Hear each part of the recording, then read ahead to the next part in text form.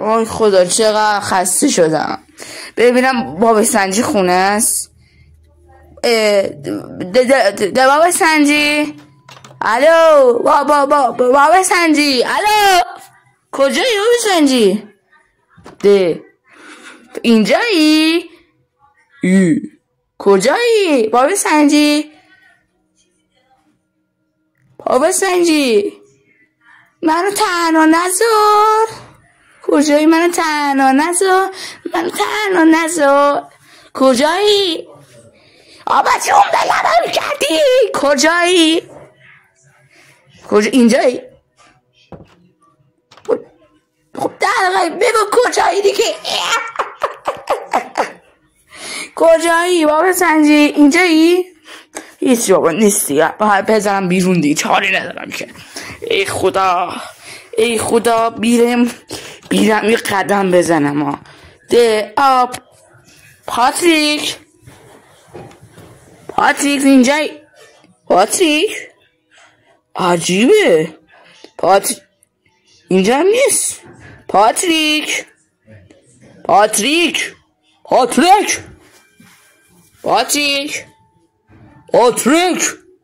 نیست بابا. بزنیم بریم بیرون. پاتریک کجایی؟ نیستش بابا. نیست. چرا هیچکی اینجا نیست؟ بریم میذارش خوا ازار ده اختافوز.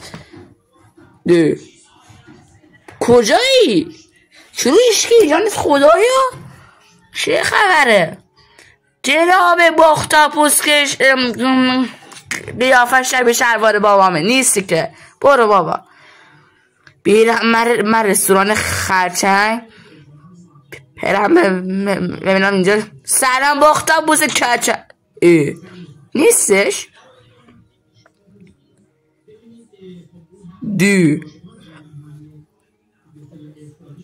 آقای خرچنگ بابا نیستن. چرا اینو؟ بابا سنجی باختاپوس، بابا بخی جون کجایی؟ شانس هم نداریم نیستش. بلش کن بریم ببینیم دیگه. کسی هم نیست دیگه. چیکار کنیم؟ فقط یه زمین قدم بیزنیم. بیرون قدم بیزنیم. برم توی خونه. چه خونه قشنگی آجی. بله کیه اینجا؟ من اینجا رو شاید بخرم. شاید پارت بعدی من خونه ها رو خریدم. من حاضرم تمام این خونه ها رو هم بخرم.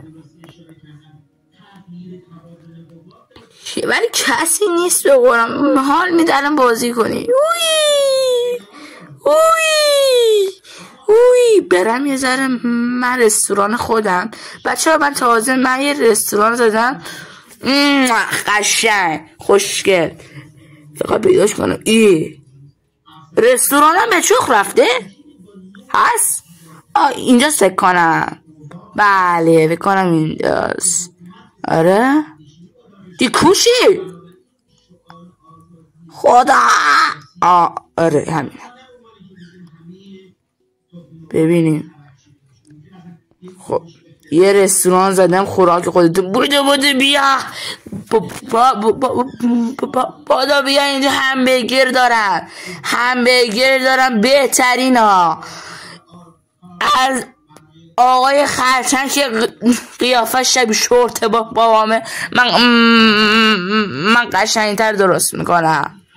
قشنگتر از اون من درست میکنم. همبرگرای من از اون آقای خرچنگ بهتره که قیافه شبیه شورت بابامه. عجب نمایی میشه راه دور. من نمیدونم من 3 بعدی من درست میکنم یا 2 بعدی. بچه خیلی باحاله. حالا ببینید بچه فعلا بای دیگه شب